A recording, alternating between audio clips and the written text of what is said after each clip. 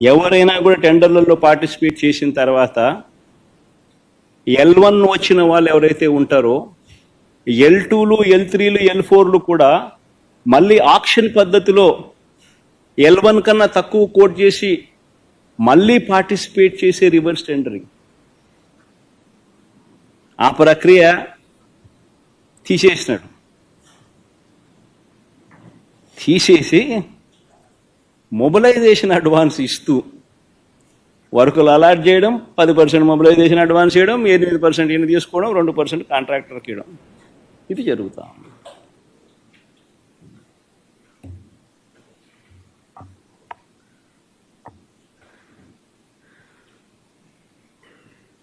ఇవన్నీ చేస్తూ ఉన్నారు కాబట్టి సంపద సృష్టి అనేది జరగడంలా.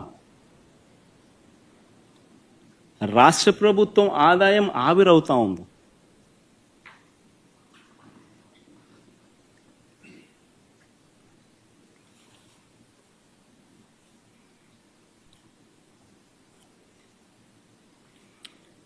ఇన్ని చేస్తూ ఉన్నప్పుడు ఇదే పెద్ద మనిషి చంద్రబాబు నాయుడు గారిని ఎవరైనా క్వశ్చన్ చేస్తారేమో అని, క్వశ్చన్ చేస్తే తీవ్ర పరిణామాలు వాళ్ళకు ఉంటాయి అని రెడ్ బుక్ రాజ్యాంగం నడిపిస్తూ ఉన్నారు. ఎవరైనా అడిగితే చాలు వాళ్ళను హరాస్ చేసే కార్యక్రమాలు జరుగుతూ ఉన్నాయి ఎవరైనా ప్రశ్నిస్తే.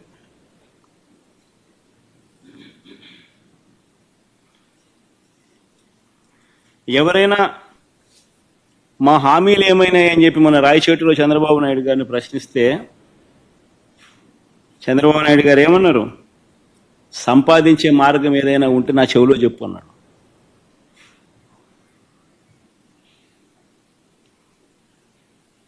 అంటే ఎంత వెటకారం అయిపోయిందనంటే, నువ్వు రాజకీయ నాయకుడివి, నువ్వు మాటిచ్చావు, అన్ని తెలిసి నువ్వు మాటిచ్చావు, మాటిచ్చిన నిన్ను ప్రశ్నిస్తే సంపద ఎలా సృష్టించాలో నాకు తెలియదు, నువ్వు నా చెవిలో చెప్తే నేను తెలుసుకుంటాను, నువ్వు సంపద నేను సృష్టించిన తర్వాత నీకు ఇస్తాను అంటున్నాడు. ఎక్కడ ఎంత వెటకారంగా ప్రజలతో జీవితాలతో ఆడుకుంటా ఉన్నాడు ఈ మనిషి. చీటింగ్లో PhD తీసుకున్న ఈ వ్యక్తి ఆయన నటన అన్నది ఏ స్థాయిలో ఉంటుందనంటే,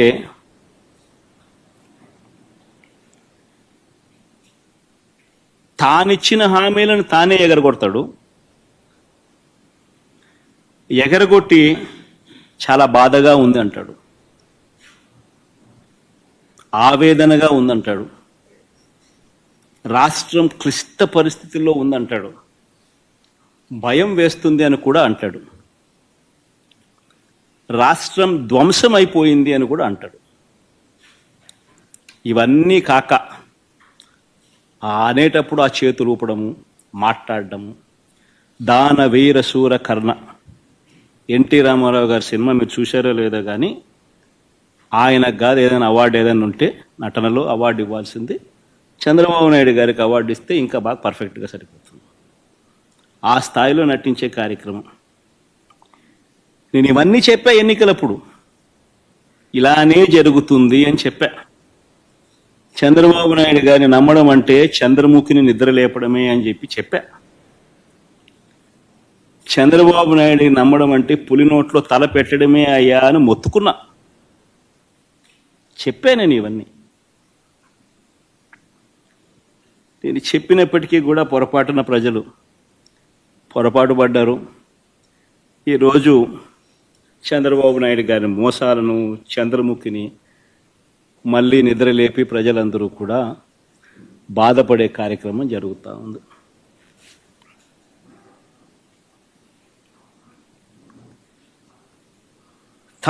చంద్రబాబు నాయుడు గారు ప్రజలను వంచే కార్యక్రమం ఏదైతే ఉందో, మోసం చేసే కార్యక్రమం ఏదైతే ఉందో, అది స్లోగా ఒక పద్ధతి ప్రకారం స్లోగా పాయిజన్ ఎక్కిస్తుంటాడు.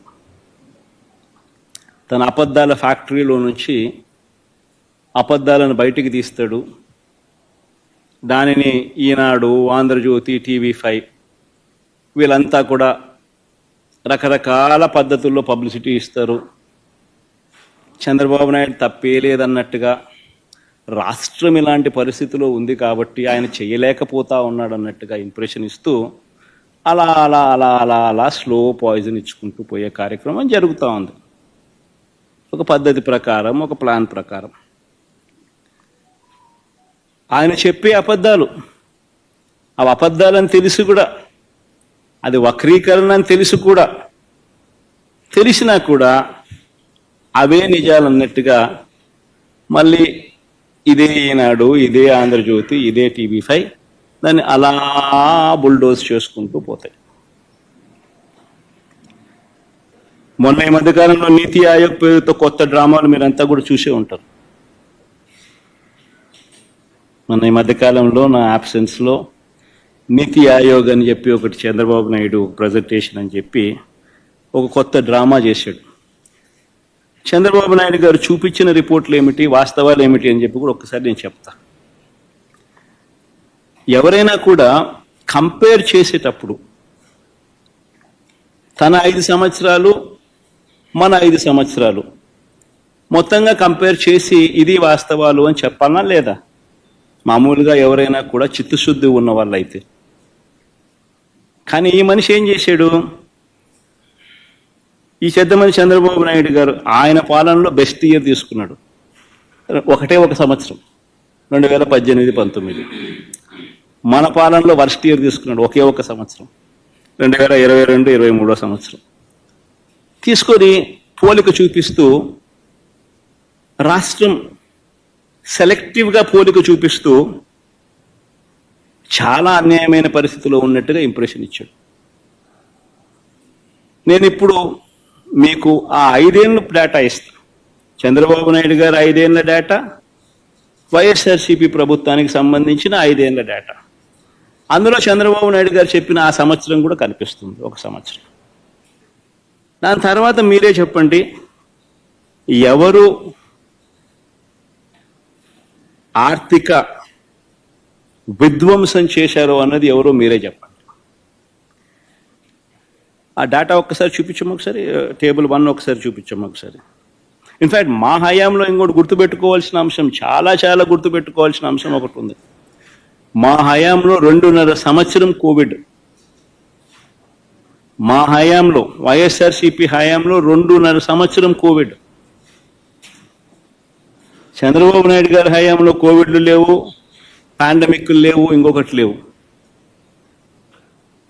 క్యాపిటల్ ఎక్స్పెండిచర్ ఒక్కసారి గమనించండి. ఎవరు ఆర్థిక విధ్వంసం చేశారు అన్నది ఒకసారి గమనిద్దాం. 2014 నుంచి 2019 దాకా చంద్రబాబు నాయుడు గారి హయాంలో average capital expenditure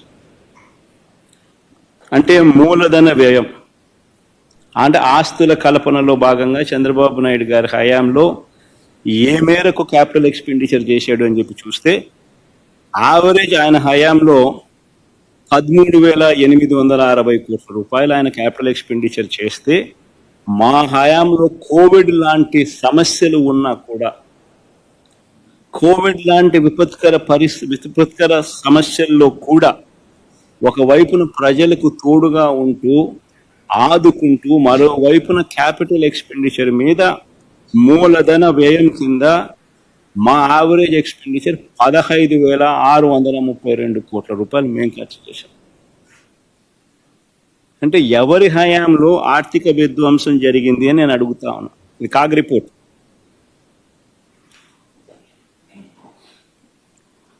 CAG report. ఇదే పెద్ద మనిషి చంద్రబాబు నాయుడు గారు టేబుల్ 2 కూడా చూపించాము. సోషల్ సర్వీసెస్ కింద ఖర్చు తీసుకొని చంద్రబాబు నాయుడు గారు కేవలం ఒక్క సంవత్సరాన్ని చూపిస్తూ సోషల్ సర్వీసెస్ కింద చేసిన ఖర్చు గురించి తాను మాట్లాడాడు. 2018-19లో సోషల్ సర్వీసెస్కు సంబంధించిన క్యాపిటల్ ఎక్స్పెండిచర్లో, మూలధన వ్యయంలో సోషల్ సర్వీసెస్కి సంబంధించింది తాను చూపించాడు. 2018-19లో 2,866 కోట్లంట, 2022-23లో 447 కోట్లను మాత్రమే చూపిస్తూ ఆయన హయాంలో ఎంతో ఖర్చు పెట్టినట్టుగా సోషల్ సర్వీసెస్ మీద మూలధన వ్యయంలో క్యాపిటల్ ఎక్స్పెండిచర్ సంబంధించిన సోషల్ సర్వీసెస్ క్యాపిటల్ ఎక్స్పెండిచర్లో సోషల్ సర్వీసెస్ మీద అని చెప్పి చెప్పుకొచ్చాడు. కానీ ఆ 5 ఏళ్ల పీరియడ్ ఒకసారి గమనిస్తే చంద్రబాబు నాయుడు గారు 2437 కోట్ల రూపాయలు ఖర్చు చేస్తే క్యాపిటల్ ఎక్స్పెండిచర్లో సోషల్ సర్వీసెస్ మీద, వైఎస్ఆర్సీపీ హయాంలో దానికి రెట్టింపు 5224 కోట్ల రూపాయలు వైఎస్ఆర్సీపీ హయాంలో క్యాపిటల్ ఎక్స్పెండిచర్లో సోషల్ సర్వీసెస్కి సంబంధించిన ఖర్చు జరిగింది. ఇది కూడా సోర్సు కాగ్ రిపోర్ట్. మరి ఈ రకంగా వక్రీకరించడం, కేవలం ఆయన బెస్ట్ ఇయరు మన వర్స్ట్ ఇయరు ఒకే ఒక సంవత్సరం తీసుకొని దాన్ని వక్రీకరిస్తూ రాష్ట్రం విచ్ఛిన్నమైపోయినట్టుగా ప్రొజెక్షన్ ఇవ్వడం ధర్మమేనా అని అడుగుతా ఉన్నా. చంద్రబాబు నాయుడు గారి మనస్తత్వానికి, వక్రీకరణకు ఇది అద్దం.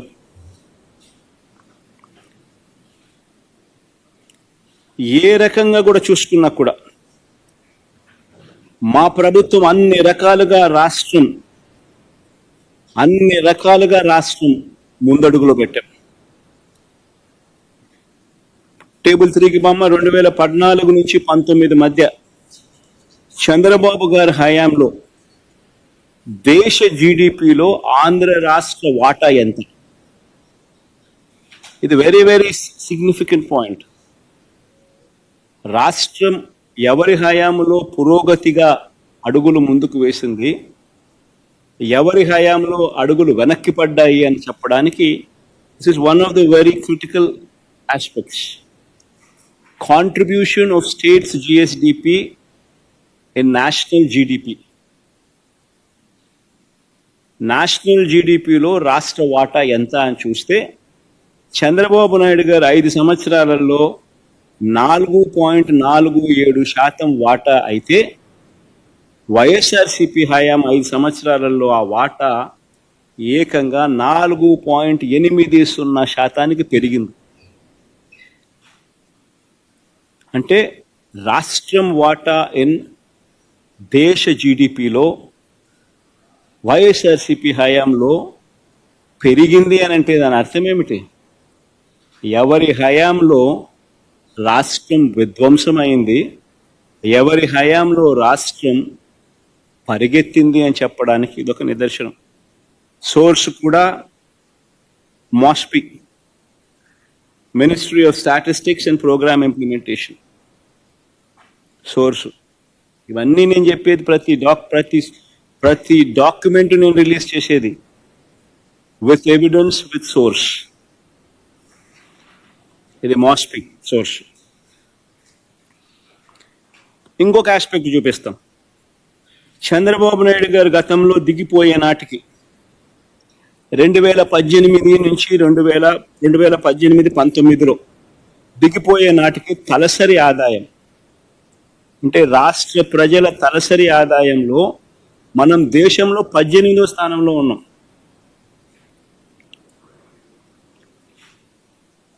తలసరి ఆదాయంలో మనం దేశంలో 18వ స్థానంలో ఉంటే చంద్రబాబు నాయుడు గారి హయాంలో, అదే వైఎస్ఆర్సీపీ హయాం వచ్చేసరికి ఆ 5 సంవత్సరాల కాలంలో వైఎస్ఆర్సీపీ ప్రభుత్వం దిగిపోయే నాటికి తలసరి ఆదాయంలో ఏకంగా 15వ స్థానానికి పెరిగాం. డేటా 2022-23 దాకా డేటా వాళ్ళు ఇచ్చినారు. ఆ డేటా ప్రకారం మీరే చూసుకోండి. ఇది కూడా source MoSPI, ministry of statistics and programme implementation. అంటే ఎవరి హయాంలో ఆర్థిక విధ్వంసం జరిగింది, ఎవరి హయాంలో ప్రజలు బాగుపడ్డారు అని చెప్పడానికి ఈ డేటా.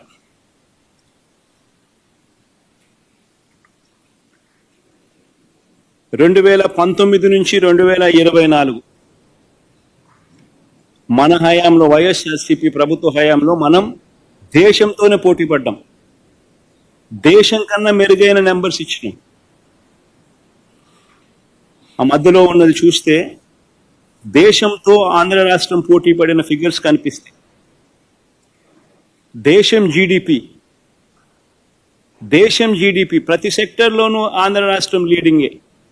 ప్రైమరీ సెక్టర్లో తీసుకున్నా, సెకండరీ సెక్టర్లో తీసుకున్నా, టెరిషరీ సెక్టర్లో తీసుకున్నా కానీ ప్రతి సెక్టర్లోనూ రాష్ట్ర ప్రభుత్వం దేశం కన్నా బెటర్గా పర్ఫామ్ చేసింది. మొత్తం మీద జీడిపి ఆ 5 సంవత్సరాలలో, మన ప్రభుత్వం 5 సంవత్సరాలలో 2019 నుంచి 24లో దేశం జీడిపి 9.34 అయితే దేశం జీడిపి కన్నా రాష్ట్రం 10.23%తో మెరుగైన పనితీరు కనపరిచింది. సోర్స్ ఇది కూడా MOSPI, ministry of statistics and programme implementation. ఇంకొక ఫ్యాక్టర్ తీసుకుందాం, పారిశ్రామిక రంగం జీబీఏ. పారిశ్రామిక రంగం జీబీఏ అంటే ఇండస్ట్రీ, పరిశ్రమలు, పారిశ్రామిక రంగానికి సంబంధించిన పురోగతి, దీనికి సంబంధించిన గ్రాస్ వాల్యూ యాడెడ్ ర్యాంకింగ్ ఏమిటి అని చెప్పి చూస్తే చంద్రబాబు దిగిపోయే నాటికి దేశంలో మన రాష్ట్రం 11వ స్థానంలో ఉంటే అదే మా హయాంలో 2023-24 డేటా క్లియర్గా కనిపిస్తూ ఉంది, 9వ స్థానానికి ఎదిగాం. అంటే ఇండస్ట్రీ జీబీఏ పారిశ్రామిక రంగం విషయంలో ఎవరి హయాంలో రాష్ట్రం పరిగెత్తింది, ఎవరి హయాంలో పురోగతి కనిపించింది అని అంటే చంద్రబాబు దిగిపోయే నాటికి దేశంలో మన రాష్ట్రం దేశంలో 11వ స్థానంలో ఉంటే మన హయాంలో ఏకంగా 9వ స్థానానికి ఎదిగాం. 2.5 ఏళ్ల పాటు కోవిడ్ ఉన్నా కూడా ఈ లెక్కలన్నీ ఇవన్నీ కూడా నేను మళ్ళీ చెప్తా ఉన్నా. 2.5 సంవత్సరాలు కోవిడ్ ఉన్నా కూడా పర్ఫార్మెన్స్ ఇది. మరి ఎవరిది ఆర్థిక విధ్వంసం? అందరూ ఆలోచన చేయాలి. దీని సోర్స్ కూడా ఆర్బీఐ, సోర్స్ కూడా MOSPI, ministry of statistics and programme implementation and RBI. తర్వాత ఇంకొకటి ఫ్యాక్టర్ కూడా తీసుకొస్తాం. ఈ మధ్యకాలంలో మొన్న చంద్రబాబు నాయుడు గారు ప్రజెంటేషన్ ఇస్తూ ఇక్కడ కూడా వక్రీకరణే. ఆయన ప్రతి అడుగు వక్రీకరణ, ప్రతి అడుగు అబద్ధం, ప్రతి అడుగు మోసం. ఏ స్థాయిలో వక్రీకరణ అంటే డెట్ సస్టైనబిలిటీ గురించి చంద్రబాబు నాయుడు గారు మొన్న ఈ మధ్యకాలంలోనే ఒక నిర్వచనం చెప్పాడు. రాష్ట్ర ఆదాయం వృద్ధి రేటు కన్నా చెల్లించాల్సిన వడ్డీల వృద్ధి రేటు ఎక్కువగా ఉంటే డెట్ పరంగా సస్టైనబుల్ కాదు అని చంద్రబాబు నాయుడు గారు నిర్వచనం చెప్పాడు. అదే పోనీ ఒక మాదిరిగా ఇది ఈ మాదిరిగా క్యాలిక్యులేషన్ అనేది చేయకపోయినా కూడా ఆయన చెప్తా ఉన్న థియరీని మనం కాదని ఎందుకు అనాలి? పోనీ ఆయన చెప్తా ఉన్న థియరీ ప్రకారం, ఆయన చూపించే థియరీలో ఆంధ్ర రాష్ట్రం మన పాలనలో మాత్రమే ఏం జరిగింది అని మాత్రమే చూపిస్తాడు తప్ప ఆయన హయాంలో ఎలా ఉంది అని కూడా చూపించాలి కదా, అది చెప్పడు. ఇదే డెట్ సస్టైనబిలిటీ గురించి ఒకసారి గమనించినట్టయితే 2014 నుంచి 19 నాటికి, అంటే చంద్రబాబు నాయుడు గారి హయాంలో ఎలాంటి కోవిడ్ లేదు, ఎలాంటి పాండమిక్ లేదు, ఇవన్నీ ఏవీ లేకపోయినా కానీ చంద్రబాబు నాయుడు గారి పరిస్థితి ఏమిటి అని చెప్పి చూస్తే ఒక్కసారి గమనించినట్లయితే ఇక్కడ కేంద్ర ప్రభుత్వం కంపారిజన్ ఒకసారి ఫస్ట్ చేద్దాం. కేంద్ర ప్రభుత్వం గుణాంకాలు ఒక్కసారి గమనిద్దాం. కేంద్ర ప్రభుత్వం గుణాంకాలు పరిశీలిస్తే కేంద్ర ప్రభుత్వం చంద్రబాబు నాయుడు గారి మాదిరిగా ఆ 5 సంవత్సరాలు లెక్కలేకేసుకుంటే పరిస్థితి ఏమనిపిస్తుంది? కేంద్ర ప్రభుత్వం కట్టిన వడ్డీల వృద్ధి రేటు 9.26% అయితే కేంద్ర ప్రభుత్వానికి సంబంధించిన కంపౌండెడ్ యాన్యువల్ గ్రోత్ రేట్ అంటే వృద్ధి రేటు జీడిపిలో 10.97%. అంటే మంచిదే. దేశం వృద్ధి రేటు కట్టాల్సిన వడ్డీల వృద్ధి రేటు కన్నా ఎక్కువగా ఉంది. ఇది చంద్రబాబు నాయుడు చెప్పిన థియరీ ప్రకారం బాగానే ఉంది అని చెప్పి అనిపించే ఒక డేటా. మరి ఇదే మాదిరిగానే చంద్రబాబు నిర్వచనం ప్రకారం ఇదే మాదిరిగా చంద్రబాబు గారి హయాంలో ఎలా ఉంది అని కూడా ఒక్కసారి గమనిస్తే, చంద్రబాబు గారి హయాంలో దాచిపెట్టాడు చంద్రబాబు నాయుడు గారు, తెలివిగా ఇది చూపించాల. చంద్రబాబు నాయుడు గారు దిగిపోయే నాటికే రాష్ట్రం పరిస్థితి ఏంటంటే కట్టాల్సిన వడ్డీల వృద్ధి రేటు 15.43% ఉంటే రాష్ట్ర ప్రభుత్వంలో GSDP growth rate compounded annual growth rate పెరుగుదల ఎంత అంటే 13.46. అంటే ఈ థియరీ ప్రకారము, చంద్రబాబు నాయుడు గారికి చెప్పిన థియరీ ప్రకారము డెట్ సస్టైనబిలిటీ అన్నది చంద్రబాబు నాయుడు గారు దిగిపోయే నాటికే పరిస్థితి ఇది. అంటే రాష్ట్ర ప్రభుత్వానికి సంబంధించిన జిఎస్డిపి గ్రోత్ రేటు కన్నా కట్టాల్సిన వడ్డీల గ్రోత్ రేటు రాష్ట్రంలో ఎక్కువ ఉంది చంద్రబాబు నాయుడు దిగిపోయే నాటికి. ఇది చంద్రబాబు నాయుడు గారు తెలివిగా పక్కన పెట్టాడు, చూపించాడు. కానీ చంద్రబాబు నాయుడు గారి హయాంలోనే ఈ పరిస్థితి ఉంటే, ఆ తర్వాత మన ప్రభుత్వం 2019-24 వచ్చిన తర్వాత మన ప్రభుత్వంలో కోవిడ్ వచ్చింది. 2.5 సంవత్సరాలు కోవిడ్, అతలాకుతలమైన పరిస్థితులు, రాష్ట్రానికి సంబంధించిన ఆదాయ వనరులు తగ్గుదల కనిపించిన పరిస్థితులు, అనుకోని ఖర్చులు పెరిగిన పరిస్థితులు, రాష్ట్రమే కాదు దేశం కూడా అతలాకుతలమైన పరిస్థితి. అటువంటి 2019 నుంచి 2024లో దేశానికి సంబంధించిన పరిస్థితి ఏమిటి అని ఒక్కసారి గమనిస్తే, దేశానికి సంబంధించిన కంపౌండెడ్ యాన్యువల్ గ్రోత్ రేట్ అంటే వడ్డీలకు సంబంధించిన పెరుగుదల వృద్ధి రేటు 12.80% అయితే, దేశానికి సంబంధించిన growth rate compounded annual growth rate 9.34%. అంటే దాని అర్థం దేశం జీరో సస్టైనబిలిటీలోకి వెళ్ళిపోయింది దీని ప్రకారం. మరి అలాంటి పరిస్థితుల్లో రాష్ట్రం అన్నది పరిస్థితి ఏమిటి అన్నది ఒకసారి చూస్తే, రాష్ట్రము వడ్డీలకు సంబంధించిన వృద్ధి రేటు చంద్రబాబు నాయుడు గారి హయాంలో 15.43% ఉంటే, దాంట్లో పురోగతి సాధించి 13.92% తగ్గించగలిగాం. అది ఎప్పుడు?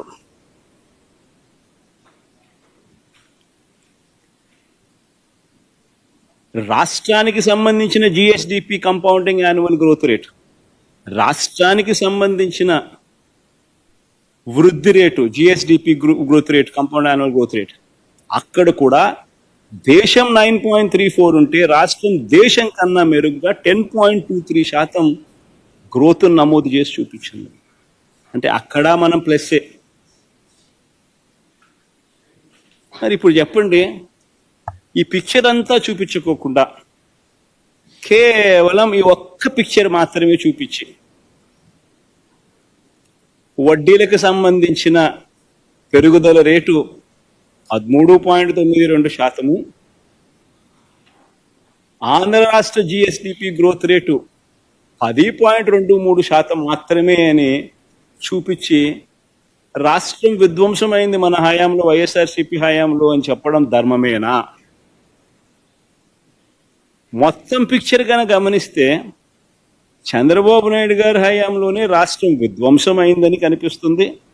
జగన్ గారి హయాంలోనే, వైఎస్ఆర్సీపీ హయాంలోనే రాష్ట్రాన్ని చెయ్యి పట్టుకుని నడిపించే ప్రయత్నం జరిగింది అనేది కూడా అంతే స్పష్టంగా కనిపిస్తుంది.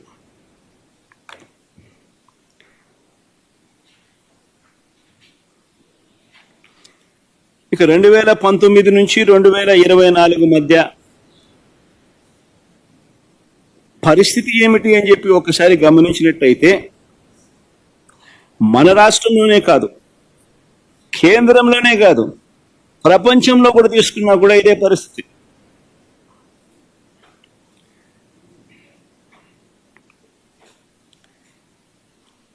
వాస్తవాలు ఇవైతే ఎవరి హయాంలో నిజంగా ఎవరి హయాంలో టేబుల్ 7 కూడా బామ్మ, ఎవరి హయాంలో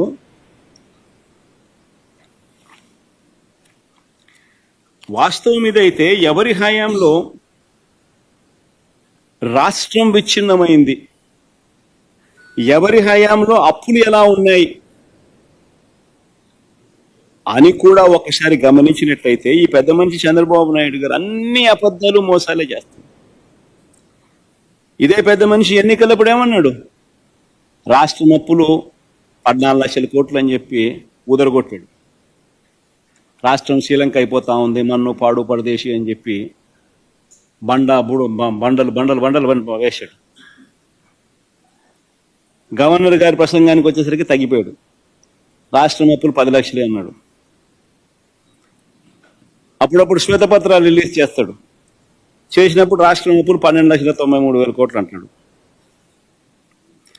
చివరికి బడ్జెట్ ప్రవేశపెడితే అప్పులు రాష్ట్రానికి ఎంత ఉన్నాయో చెప్పక తప్పదు అని చెప్పి బడ్జెట్ పెట్టడం కూడా పోస్ట్పోన్ చేసినాడు. ఇక చివరికి బడ్జెట్ ప్రవేశపెట్టక తప్పదు అని చెప్పి తప్పనిసరి పరిస్థితుల్లో నవంబర్లో బడ్జెట్ ప్రవేశపెట్టక తప్పల. ఏ రాష్ట్ర ప్రభుత్వం అయినా కానీ ఎవడైనా ఎప్పుడైనా గమనించారా నవంబర్లో బడ్జెట్ ప్రవేశపెట్టడం? అంటే 3 నెలలు ఒక్క చంద్రబాబు నాయుడు గారి హయాంలోనే ఆ జిమ్మిక్కులన్నీ చూస్తాం. ఎందుకంటే బడ్జెట్ ప్రవేశపెడితే ఆ బడ్జెట్ డాక్యుమెంట్ రాయాలి, రాష్ట్రానికి ఉన్న అప్పులు ఎంత ఉన్నాయి అని చెప్పి. ఆ డాక్యుమెంట్లో రాష్ట్రానికి ఉన్న అప్పులు ఎంత ఉన్నాయని ఒకసారి చూపించేస్తే ఆ తర్వాత ఇంక చంద్రబాబు నాయుడు ముసలి కన్నీరు కాల్చలేడు, డ్రామాలు ఆడలేడు, జగన్ మీద చెప్పినట్టు అన్ని తప్పులు అని చెప్పి తెలిపోతాయి కదా. కాబట్టి బడ్జెట్ డాక్యుమెంట్ ప్రవేశపెట్టడమే నవంబర్ దాకా పోస్ట్పోన్ చేశాడు. చివరికి నవంబర్లో బడ్జెట్ డాక్యుమెంట్ ప్రవేశపెట్టేసరికి తనంతటి తానే బడ్జెట్ డాక్యుమెంట్ ప్రవేశపెట్టేటప్పుడు తనంతటి తానే 6,46,531 కోట్ల రూపాయలు అని చెప్పి తాను ప్రవేశపెట్టిన బడ్జెట్ డాక్యుమెంట్లో తానే ఒప్పుకోక తప్పలేదు. ఇంతకన్నా దారుణమైన మనిషి పరిస్థితి బహుశా ఎక్కడా ఉండదు. ఈ పెద్ద మనిషి చంద్రబాబు నాయుడు గారు ఇలాంటి మోసాలు చేస్తూ ఉంటాడు ఎప్పుడు కూడా.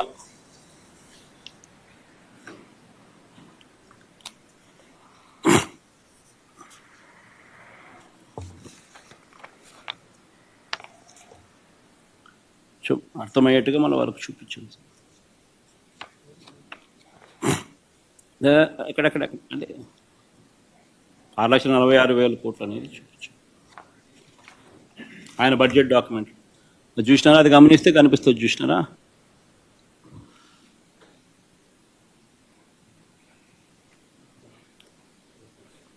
అది పబ్లిక్ డెట్ అవుట్ స్టాండింగ్, ఇది గవర్నమెంట్ గ్యారంటీస్ అవుట్ స్టాండింగ్.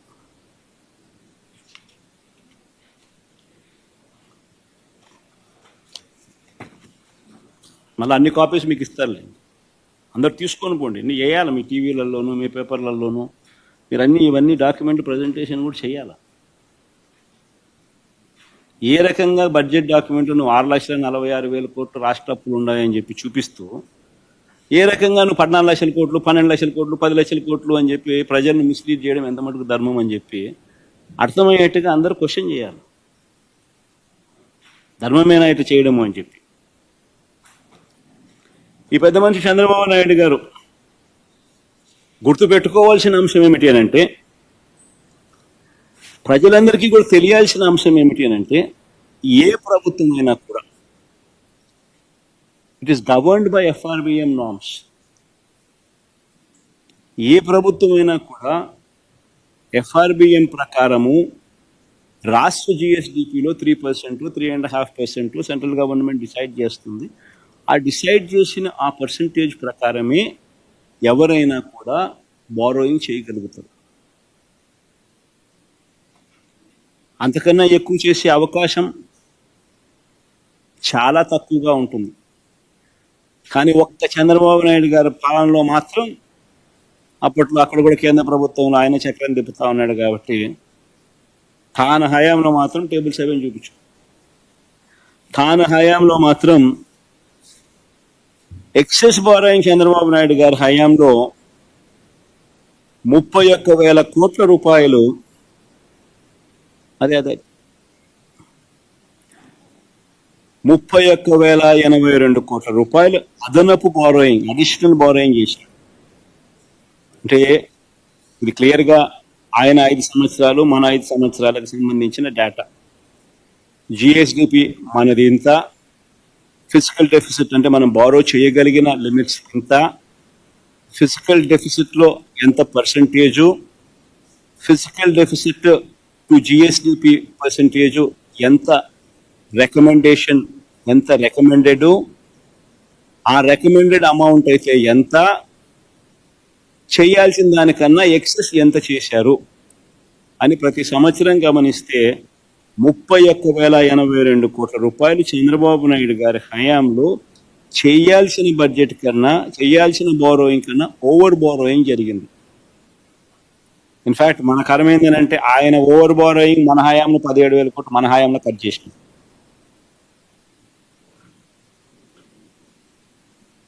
అది కూడా మనం చూస్తాం.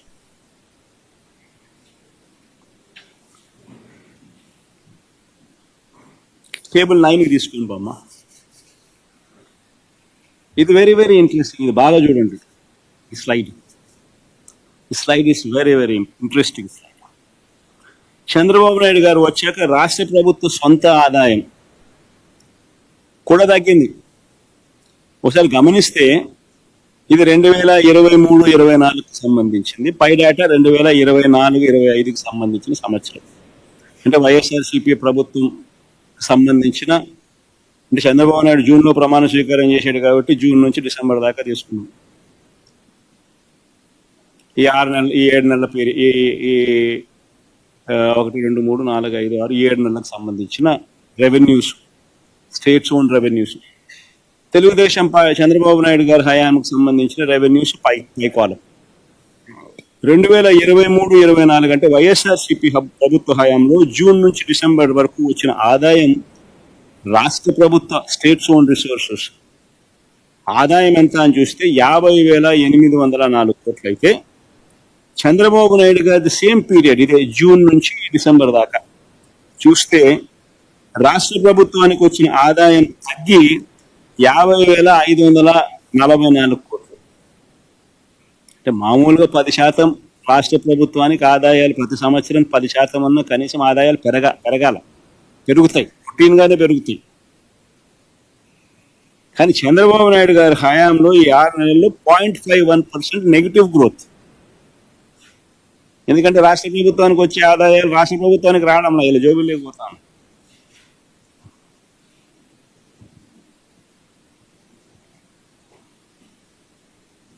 .51% నెగిటివ్ గ్రోత్. జూన్ నుంచి డిసెంబర్ దాకా చూస్తే 7 నెలల పీరియడ్కు గమనిస్తే 2023 జూన్ నుంచి డిసెంబర్ 23 దాకా, అంటే మన హయాంలో 50,804 కోట్లు వస్తే, చంద్రబాబు నాయుడు గారి హయాంలో అంటే ఈ జూన్ నుంచి ఈ డిసెంబర్ 2024లో లెక్కేస్తే 50,544 కోట్లే వచ్చింది. అంటే 0.51% నెగిటివ్ గ్రోత్. మరి నెగిటివ్ గ్రోత్ ఉన్నప్పుడు జిఎస్డిపి పెరుగుదల ఉంటుందా, తరుగుదల ఉంటుందా? జీడిపి అండ్ రెవెన్యూ గ్రోత్ రెండు ప్రపోర్షనట్లే కదా, రెండు ప్రపోర్షనల్గా ఉంటాయి కదా. ఒకటి పెరిగితే ఇంకొకటి పెరుగుతుంది, ఒకటి తగ్గితే ఇంకొకటి తగ్గుతుంది. ఇది అందరికీ తెలిసిన థియరీనే. జీడిపి పెరిగితే రాష్ట్ర ఆదాయాలు కూడా పెరుగుతాయి. రాష్ట్ర జిఎస్డిపి పెరిగితే రాష్ట్రానికి వచ్చే ఆదాయాలు పెరుగుతాయి. జిఎస్డిపి తగ్గితే రాష్ట్రానికి వచ్చే ఆదాయాలు కూడా తగ్గుతాయి. ఇది అందరికీ తెలిసిన థియరీ. మరి 0.51% నెగిటివ్ గ్రోత్ చూపిస్తూ ఉంటే రాష్ట్రానికి సంబంధించిన ఆదాయాలలో మరి రాష్ట్రానికి సంబంధించిన జిఎస్టిపి తగ్గాలి కదా, లేదు. చంద్రబాబు నాయుడు గారు 13% రాష్ట్ర జిఎస్డిపిగా పెరిగింది అంటూ రిపోర్ట్ ఇచ్చాడు.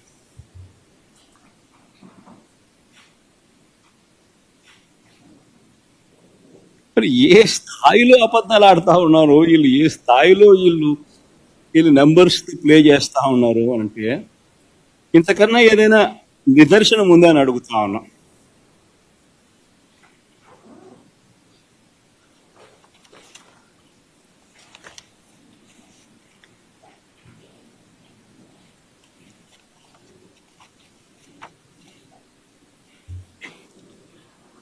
ఇలాంటి తప్పుడు ప్రచారాలు చంద్రబాబు నాయుడు గారికి కొత్త ఏమి కానే కాదు. ఇలా రొటీన్గా ఈ మనిషి అబద్ధాలు చెప్పడము, రొటీన్గా ఈ మాదిరిగా తప్పుడు ప్రచారాలు చేసుకోవడము అలవాటే, పరిపాటే ఆయనకు. మీకు ఉండే ఉంటుంది.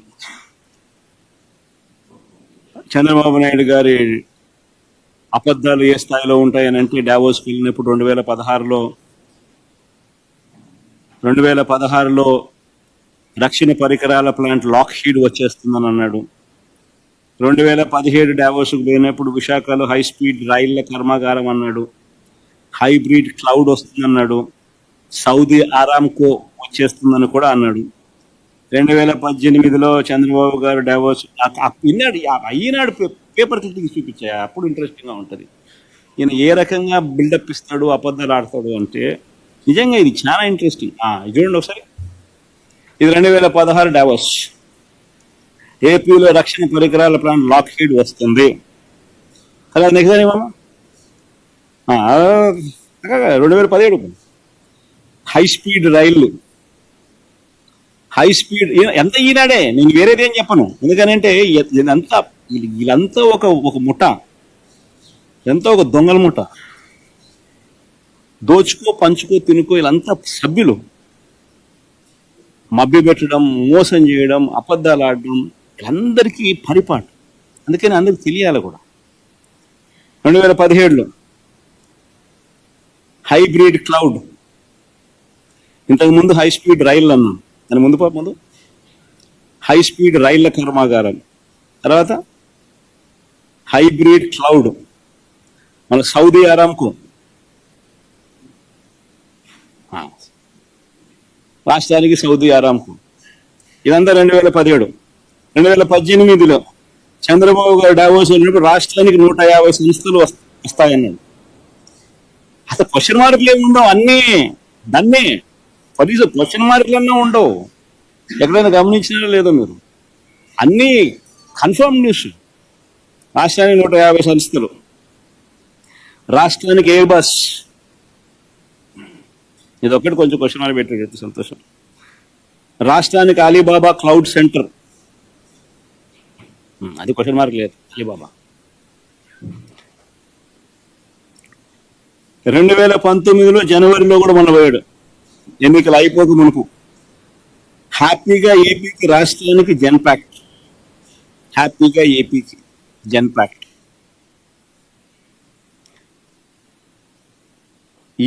ఈ మాదిరిగా బిల్డప్ ఇవ్వడం చంద్రబాబు నాయుడుకి ఏమాత్రం కొత్తగా. అబద్ధాలు చెప్పడం, మోసం చేయడం. అసలు నాకు ఆశ్చర్యం, ఒకసారి మీ అందరికీ కూడా తెలియాలా, మనందరికీ పిల్లలు ఉండరు. మన పిల్లలకు మనం ఏం చెప్తాం? అబద్ధాలు ఆడకూడదు, మోసం చేయకూడదు, మన స్వార్థం కాదు ముఖ్యము, ఎదుటివాని మంచి చేయడం ముఖ్యము, మాట తప్పకూడదు, విలువలు ఉండాలి, విశ్వసనీయతలు పెంచుకోవాలి, అలానే బ్రతకాలి అని మన పిల్లలకు చెప్తాం. అవునా కదా? బడిలోకి పోతే మన టీచర్లు కూడా మన పిల్లలకి ఇదే కదా మనం చెప్పని చెప్పి వాళ్ళ టీచర్లకు కూడా బోధన చెప్తాం. ఇదేగా చెప్పేది. ఒక చంద్రబాబు నాయుడు అనే వ్యక్తి ఒక్కడు మాత్రమే తన కొడుకు దగ్గర నుంచి మొదలు పెడితే తన పార్టీలో ఉన్న ఎవరికైనా కూడా, చిన్న నాయకుల దగ్గర నుంచి పెద్ద నాయకుల దాకా చెప్పే తీరి, అబద్ధాలు చెప్పు, మోసం చేయి, మన స్వార్థమే ముఖ్యం, మన అవసరమే ముఖ్యం, మన స్వార్థం కోసం మనం ఏం చేసినా తప్పలేదు, ఏం మోసం చేసినా తప్పలేదు, అది ఇంకా ఒక ఘనకార్యం అని చెప్పి నేర్పించే వ్యక్తి ఎవరైనా ఉన్నాడు ఈ ప్రపంచంలో అంటే చంద్రబాబు ఒకడు. వెన్నుపోట్లు పొడిచినా తప్పలేదు, సొంత మామనైనా పొడిచినా తప్పేం కాదు. ఎప్పుడైనా ఏ విషయంలో అయినా ఎప్పుడైనా మాట మార్చేసేయచ్చు. ఎన్ని చంద్రబాబు నాయుడు నేర్పిస్తాడు. ఇవన్నీ కనిపిస్తూ ఉన్నాయి ఈరోజు మన రాష్ట్ర ప్రజలకు అందరికీ కూడా. ఈరోజు మొట్టమొదటిసారిగా రాష్ట్రానికి సంబంధించిన పరిస్థితి ఎలా ఉంది అని అంటే, చంద్రబాబు నాయుడు గారు అనే వ్యక్తి మీద ఎంత నమ్మకం సన్నగిల్లిందంటే, ఈ పెద్ద మనిషి డావోస్కి చూస్తే కనీసం ఒక్క ఎంఓయూ కూడా జరగలేదు అని అంటే, కనీసం ఒక్క ఎంఓయూ కూడా చేసుకోలేకపోయాడు అని అంటే, రాష్ట్రానికి సంబంధించిన పలుకుబడి చంద్రబాబు నాయుడు గారి మీద ఉన్న అభిప్రాయం ఎలాంటిది అని చెప్పి చెప్పడానికి ఇది నిదర్శనం. పెట్టుబడి పెడతామని జిందాల్ లాంటి సంస్థ వస్తే ఎవరైనా రెడ్ కార్పెట్ వేసి వెల్కమ్ చేస్తారు. ఈయనేం చేసినాడు? వాళ్ళపై కేసులు పెట్టి వాళ్ళ రెప్యుటేషన్ను నాశనం చేసి వాళ్ళని భయపెట్టి వాళ్ళని వెళ్ళగొట్టినాడు. ఇదే చంద్రబాబు సమక్షంలో వాళ్ళు మహారాష్ట్రతో ఎంఓయూ చేస్తారు జిందాల్ వాళ్ళు. డావోస్లోనే, అక్కడ వేరే చోట కూడా కాదు.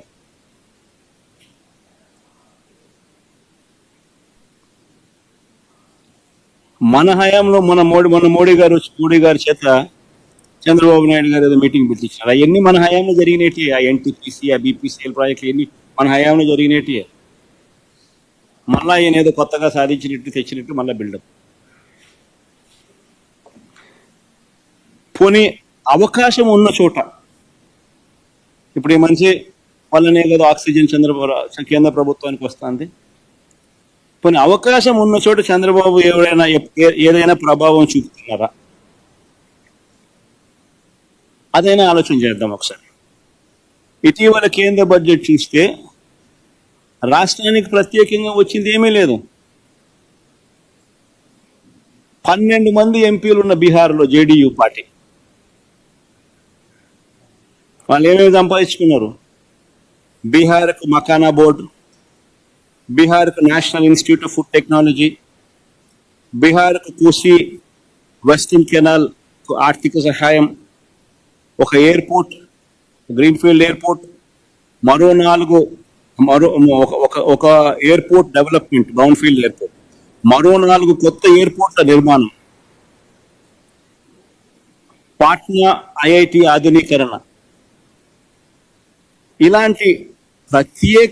ఇలాంటి ప్రాజెక్టులన్నీ ఈ రాష్ట్రానికి వచ్చాయి.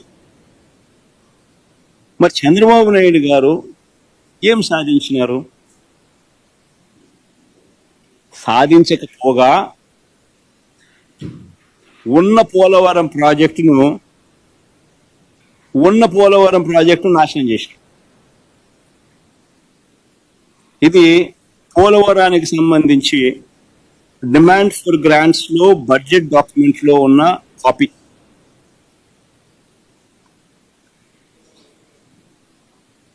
పోలవరం ప్రాజెక్టును and balance central grant for the project limited to 12,157 crores కానీ ఫుల్ స్టాప్ పెట్టింది.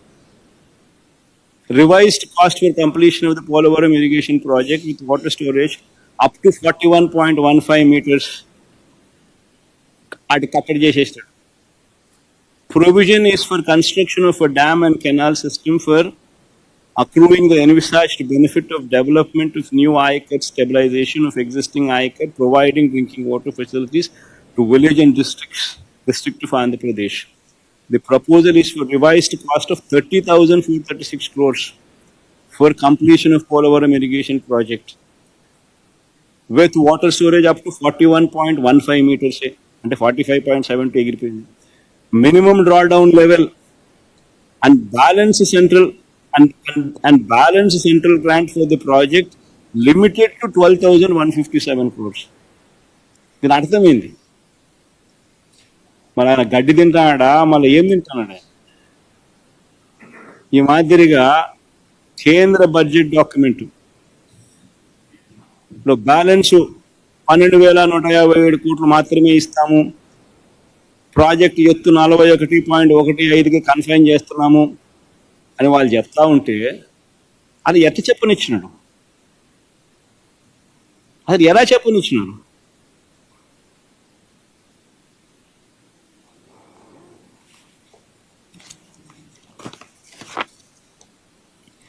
మరి ఇది విధ్వంసం కాదని అడుగుతా ఉన్నా.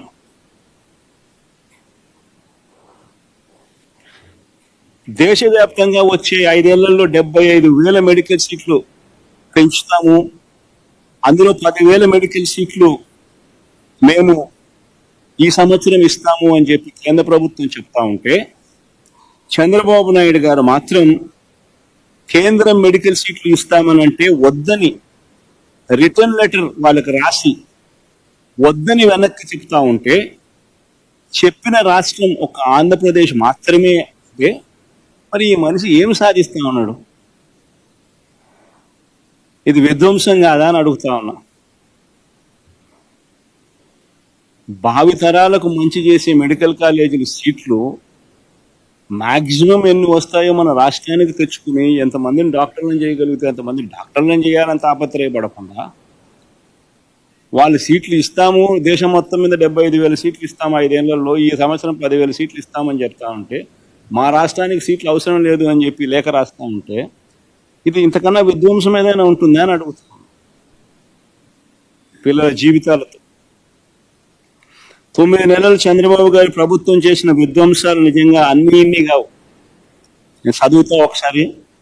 ఈ 9 నెలల్లో చంద్రబాబు నాయుడు గారు ఎన్నెన్ని విధ్వంసాలు చేశారో ఒకసారి మీరందరికీ కూడా ఆలోచన చేయమని కోరుతా ఉన్నా. పిల్లల్ని బడులకు పంపేలా తల్లులను మోటివేట్ చేస్తూ తీసుకువచ్చిన అమ్మఒడి పథకం ఆపేశారు. ఇది విధ్వంసం కాదా? స్కూళ్లలో నాడు నేడు పనులు నిలిపేశారు. ఇది విధ్వంసం కాదా? ఇంగ్లీష్ మీడియంను, సిబిఎస్ఈని, అక్కడి నుంచి ఐబీ దాకా ప్రయాణాన్ని, 3వ తరగతి నుంచి టోఫుల్ క్లాసులను తీసేశారు. పిల్లలను ప్రపంచ స్థాయి విద్యకు దూరం చేశారు. మరి ఇది విధ్వంసం కాదా? 8వ తరగతి పిల్లలకు 8వ తరగతికి వచ్చేసరికి ప్రతి సంవత్సరం ట్యాబులు ఇచ్చే పరిస్థితి నుంచి ప్రోత్సహించాల్సింది పోయి ఆ ట్యాబుల పంపిణీ కార్యక్రమం ఆపేశారు. ఇది విధ్వంసం కాదా? సబ్జెక్ట్ టీచర్ల కాన్సెప్ట్కు గ్రహణం పట్టించారు. ఇది విధ్వంసం కాదా? పిల్లలకు గొప్పగా చదివిచ్చేట్టుగా చేయాలి, వాళ్ళు చదివితేనే పేదరికం నుంచి బయటపడతారు అనే సంగతి తెలిసి పిల్లలను చదువులకు ప్రోత్సహించే విధంగా కాకుండా వసతి దీవెన పథకం పూర్తిగా రద్దు చేసి విద్యా దీవెన పథకం అరకొరగా దులిపిస్తూ పిల్లల చదువులతోనూ వాళ్ళ జీవితాలతోనూ చెలగాటమాడడం విధ్వంసం కాదా? చంద్రబాబు నాయుడు గారు ఇవ్వాల్సిన పథకాలు ఇవ్వకపోగా ఉన్న పథకాలను ఎత్తేసాడు. ఇది ప్రజల జీవితాలతో చెలగాటం కాదా? ఇది విధ్వంసం కాదా? ఆరోగ్యశ్రీ ఊపిరి తీసేశారు. ఆరోగ్య ఆసరా కనపడకుండా చేశాడు. ఈరోజు పేదవాడు ఆంధ్ర రాష్ట్రంలో ఏదైనా అప్పుల పాలు కాకుండా వైద్యం చేయించుకునే పరిస్థితి లేని పరిస్థితిలోకి చంద్రబాబు నాయుడు గారు తీసుకొచ్చాడు. ఇది విధ్వంసం కాదా? రైతు భరోసా నిలిపివేసి రైతులతో ఆడుకోవడం విధ్వంసం కాదా? 0 వడ్డీ తీసేయడం విధ్వంసం కాదా? ఉచిత క్రాప్ ఇన్సూరెన్స్ పథకం రద్దు చేయడం విధ్వంసం కాదా? రైతుల్ని నాశనం చేస్తూ ఆర్బీకే వ్యవస్థను నిర్వీర్యం చేయడం విధ్వంసం కాదా? ఈ క్రాప్ విధానాన్ని రద్దు చేయడం విధ్వంసం కాదా? అక్క చెల్లెమ్మను సైతం చేయూత, ఈబీసీ నేస్తం, కాపు నేస్తం, సున్నా వడ్డీ, అమూల్ ఇటువంటి పథకాలతో చెయ్యి పట్టుకుని నడిపిస్తా ఉన్న పరిస్థితి నుంచి, ఆసరా ఇటువంటి పథకాలతో చెయ్యి పట్టుకుని నడిపిస్తా ఉన్న పరిస్థితుల నుంచి ఆ పథకాలన్నింటిని రద్దు చేయడం అక్క చెల్లెమ్మల జీవితాలలో విధ్వంసం కాదా? పేదవాడిని తోడుగా నిలుస్తూ, పేదవాడికి తోడుగా ఉంటూ నేతన్న నేస్తం, మత్స్యకార భరోసా, చేదోడు, తోడు, వాహనమిత్ర ఇవన్నీ కూడా నిలిపివేసి బలహీన వర్గాలకు తీరని ద్రోహం చేయడం విధ్వంసం కాదా?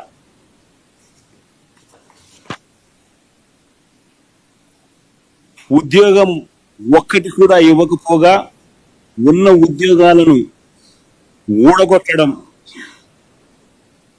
వాలంటీర్లను సైతం వాళ్ళ జీవితాలతో ఆడుకోవడం, గవర్నమెంట్ ఎంప్లాయీస్ని సైతం వాడుకుని వదిలిపెట్టడం విధ్వంసం కాదా? రాష్ట్రానికి సంబంధించిన వనరులు రాకుండా చేయడం, రాష్ట్రం ఆదాయం పెంచకుండా తన సొంత జోబీలకు వచ్చే ఆదాయాన్ని పెంచుకునే కార్యక్రమం చేస్తూ ఇసుక, మద్యం, అదే మాదిరిగా శాండ్, ఇసుక, మద్యం, క్వాడ్స్, సిలికా ఇవన్నీ దోచేయడం విధ్వంసం కాదా? అధికారంలోకి రాగానే ప్రశ్నించే స్వరం ఉండకూడదు అని ఎవడు ప్రశ్నించినా కూడా రెడ్ బుక్ రాజ్యాంగంతో రాజ్యాంగం చేయడం, గవర్నెన్స్ చేయడం విధ్వంసం కాదా? అన్నిటికన్నా విధ్వంసం మోకరీ ఆఫ్ డెమోక్రసీ ఏంటంటే మన కళ్ళ ముందర కనిపిస్తాం. నేను తిరుపతి ఇన్సిడెంట్ చూస్తే కనిపిస్తుంది మోకరీ ఆఫ్ డెమోక్రసీ. తిరుపతిలో చంద్రబాబు నాయుడు గారికి వైఎస్ఆర్సీపీ పార్టీకి ఎన్ని సీట్లు వచ్చినాయని చెప్పి చూస్తే 49 స్థానాలు తిరుపతిలో ఉంటే వైఎస్ఆర్సీపీకి అందులో 48 స్థానాలు వచ్చాయి.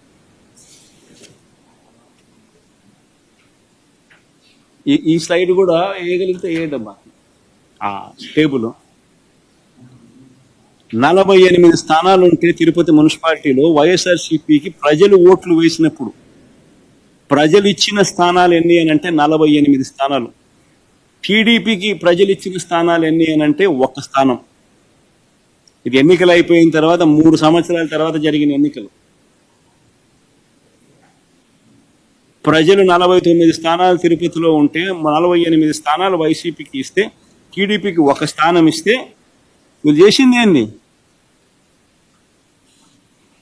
Re-election for vice president post జరిగితే వైఎస్ఆర్సీపీ కార్పొరేటర్లను కిడ్నాప్ చేసి, బెదిరించి, ప్రలోభాలు పెట్టి, చివరికి వాళ్ళు పోలీసులను వాడుకొని పోలీసుల సమక్షంలోనే కిడ్నాప్ చేసి వైసీపీకి సంబంధించిన కార్పొరేటర్ ప్రయాణిస్తున్న బస్సును ఆపి పోలీసుల సమక్షంలోనే వాళ్ళని కిడ్నాప్ చేసి, ఓటు హక్కు ఉన్న ఎమ్మెల్సీని సైతం కిడ్నాప్ చేసి, చివరికి వాళ్ళు వైస్ ప్రెసిడెంట్ కింద గెలుచుకున్నట్టుగా డిక్లేర్ చేసుకున్నారు.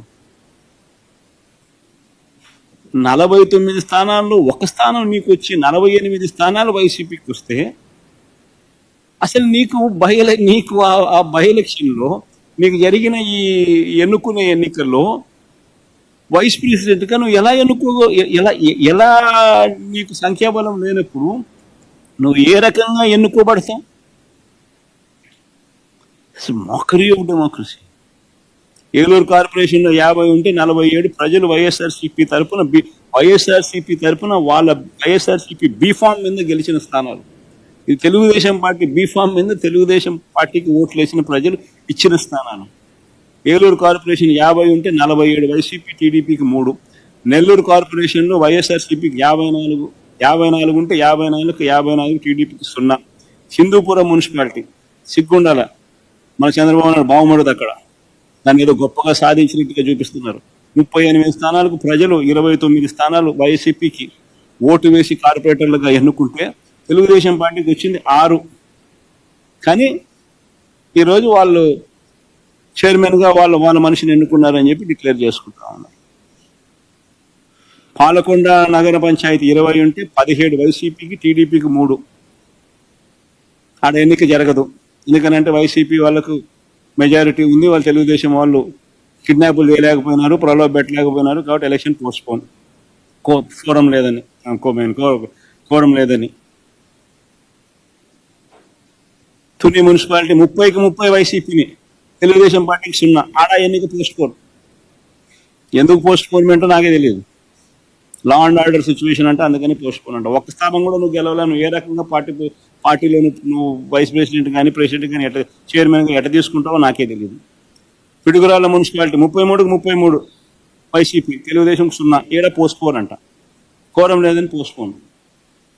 ఎందుకు పోస్ట్పోన్? నూజివీడు 32కి 25 వైసీపీ, 7 మాత్రమే టీడీపీ. దీన్ని కూడా పరిస్థితి ఇదే. బుచ్చిరెడ్డిపాలెం 20కి 18 వైసీపీ, 2 టీడీపీ. నందిగామ మున్సిపాలిటీ 20కి 13 వైఎస్ఆర్సీపీ, 6 టీడీపీ. నందిగామలో లిటరల్ గా మంత్రి పోయి కార్పొరేటర్ల ఇంటికి పోయి బెదిరిస్తా ఉన్నాడు. ఓటింగ్కి వస్తే చంపేస్తామని బెదిరిస్తా ఉన్నాడు. పోలీసుల సమక్షంలో మంత్రి పోయి ఇళ్లకు పోయి చేస్తా ఉన్నాడు.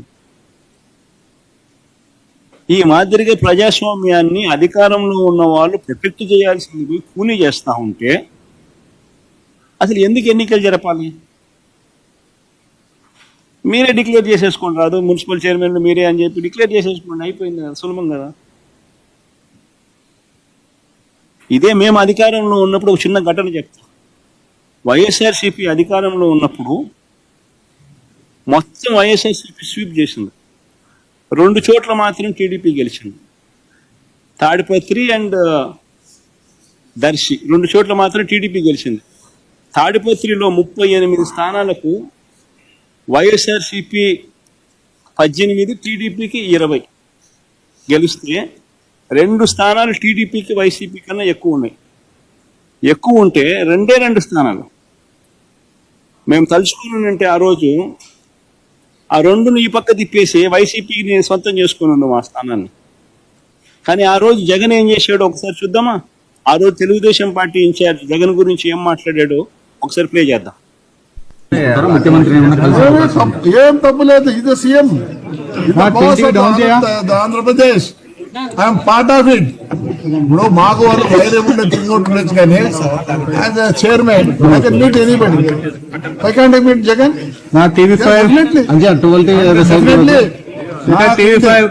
నమ్మకం, ఎందుకంటే వాళ్ళ నానే నన్ను పొగిడాడు. ఆయనకు తెలుసు, నేను కూడా తెలుసు. Definitely help me. ఇప్పుడు ఎట్లా హెల్ప్ చేశాడు? ఈ రోజు చైర్మన్షిప్ కి నథింగ్, రావడం కూర్చోవడం పోయింది. నిజంగా అనుకుంటే ఇప్పుడుండే పరిస్థితుల్లో హ్యాట్స్ అప్ టు జగన్. ఈరోజు నిజంగానే ఉండే పరిస్థితుల్లో మేము చైర్మన్ అయినామంటే ఫండ్స్ తెస్తే హ్యాట్స్ ఆఫ్ టు జగన్ అని చెప్పి తెలుగుదేశం పార్టీకి సంబంధించిన ఇన్ఛార్జ్ జగన్ గురించి అన్న మాట, దట్ ఈస్ కాల్డ్ గవర్నెన్స్. ప్రజాస్వామ్యంలో ప్రజలకు రక్షణగా ఉండాల్సిన బాధ్యత ప్రభుత్వాన్ని. అలాంటి ప్రభుత్వం ఎలా ప్రవర్తిస్తుంది అన్నది వెరీ వెరీ ఇంపార్టెంట్ ఆస్పెక్ట్. అధికార బలం ఉంది కదా అని చెప్పి ఇష్టం వచ్చినట్టుగా ప్రతిదీ కూడా నాకే కావాలి అని చెప్పి దోచేయడం అన్నది, మనది కాని పదవులు కూడా మనకు రావాలి అని చెప్పి ఆశపడడం అన్నది తప్పు. ఈ పెద్ద మనిషి చంద్రబాబు నాయుడుకి జ్ఞానం, బుద్ధి 2 లేవు కాబట్టి రాష్ట్రం ఈ మాదిరిగా పరిపాలన చేస్తా ఉన్నాడు కాబట్టి రాష్ట్రం నిజంగానే ఇంత అధ్వానమైన పరిస్థితిలో ఈరోజు ఉంది. ఇప్పటికైనా కానీ త్వరగా ఎన్నికలు రావాలని ఇది జమిలి గిమిలి అంటా ఉన్నారు. తొందరగా ఎంత తొందరగా వస్తే అంత తొందరగా మంచిది, ఎంత తొందరగా వస్తే ఈ మనిషిని ఎప్పుడెప్పుడు పంపించాలా అని చెప్పి ప్రజలందరూ కూడా ఎదురు చూస్తూ ఉన్నారు. ఇప్పటికే చంద్రబాబు నాయుడు గారిని ప్రశ్నించే స్వరాలు ఇప్పుడు పెరిగినాయి. రాబోయే రోజుల్లో చంద్రబాబు నాయుడు గారిని చొక్కా పట్టుకునే రోజులు కూడా దగ్గరలోకి వస్తాయి. రాబోయే రోజుల్లో ఆ తర్వాత వీళ్ళను తరిమి కొట్టే రోజులు కూడా దగ్గరలోనే ఉంది. వీళ్ళు చేసే పరిపాలనను చూసి ప్రజలు ఆ లెవెల్లో వెక్స్ అయిపోయి ఉన్న పరిస్థితులు ఈరోజు రాష్ట్రంలో ఉన్నాయి. అంత దారుణంగా ఈరోజు రాష్ట్రంలో పరిపాలన సాగిస్తూ ఉన్నారు. సార్, రాష్ట్రంలో పెట్టుబడులకు సంబంధించి తెలుగుదేశంలో వ్యవహారం బయట హైదరాబాద్ కానీ చెన్నై లాంటి బెంగళూరు లాంటి పట్టణాలు రాష్ట్రంలో లేవు కాబట్టి అమరావతిని తెచ్చి నిర్మిస్తున్నాం. తర్వాత పెట్టుబడుల వాతావరణం కూడా చెప్తాం.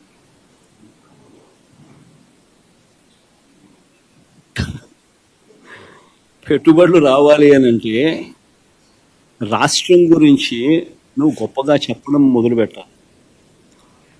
నువ్వంతటి నువ్వే ఎక్కడ పడితే అక్కడ రాష్ట్రంలో లేని పరిస్థితులను ఉన్నట్టుగా నువ్వంతటి నువ్వే రాష్ట్రం గురించి నెగిటివ్గా చెప్పడం మొదలు పెడితే ఏ రకంగా కాన్ఫిడెన్స్ ఇస్తావు? డావోస్ దగ్గర నుంచి నీతి ఆయోగ్ దాకా ఈయన స్టేట్మెంట్లు ఏ ఇన్నా చూడండి, రాష్ట్రంలో లేని పరిస్థితులు ఉన్నట్టుగా ఈయనంతటి ఈయనే ఇంప్రెషన్ ఇస్తూ ప్లస్ పరిశ్రమలను అట్రాక్ట్ చేసే విధంగా ఈయన ఏ చర్య తీసుకుంటా ఉన్నాడు?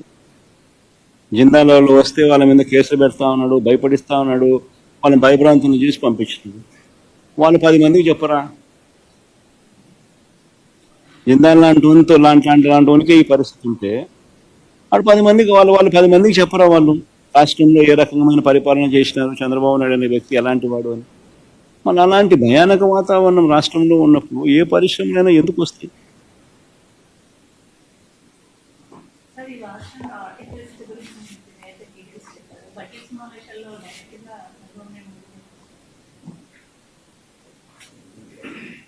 చంద్రబాబు నాయుడు గారు అనే వ్యక్తిని ఇంత ముందు కూడా ఎన్నోసార్లు చెప్పినా కదమ్మా. బేసిక్లీ ఏంటంటే ఇవన్నీ నేను మీకు క్లుప్తంగా మీ ద్వారా ప్రజలకు ఇవన్నీ నేను ఎక్స్ప్లెయిన్ చేయగలిగిన. నాకు మినిమం ఇంత టైం పట్టిందా? నేనేమి నేను ఎవరిని మధ్యలో చంద్రబాబు నాయుడు అనవసరంగా తిట్టింది లేదు, అనవసరంగా మాట్లాడింది లేదు, రాజకీయ స్టేట్మెంట్లు కూడా మధ్యలో ఎక్కువ చేసింది ఏమీ లేదు. కానీ మినిమం అయితే ఈ మేరకు అయితే టైం కావాలి కదా. ఈ మేరకు మినిమం టైం నాకు ఇవ్వగలిగితే, ఈ మేరకు ప్రజెంటేషన్ మనం చేయగలిగితే, ఈ మేరకు ప్రజలకు అర్థమయ్యేట్టుగా మనం చెప్పగలుగుతాం. ఇది ఎప్పుడు జరుగుతుంది? ప్రతిపక్ష నాయకుడి కింద ప్రతిపక్షం అన్నది ఎన్ని సీట్లన్నా ఉండదు, పక్కన పెట్టమ్మా. ఉండేటి 2 పార్టీలు, ఒకటి అధికార పార్టీ, రెండోది ప్రతిపక్ష పార్టీ. సో ప్రతిపక్ష పార్టీని ప్రతిపక్ష పార్టీకి యాక్సెప్ట్ చేయడంలా.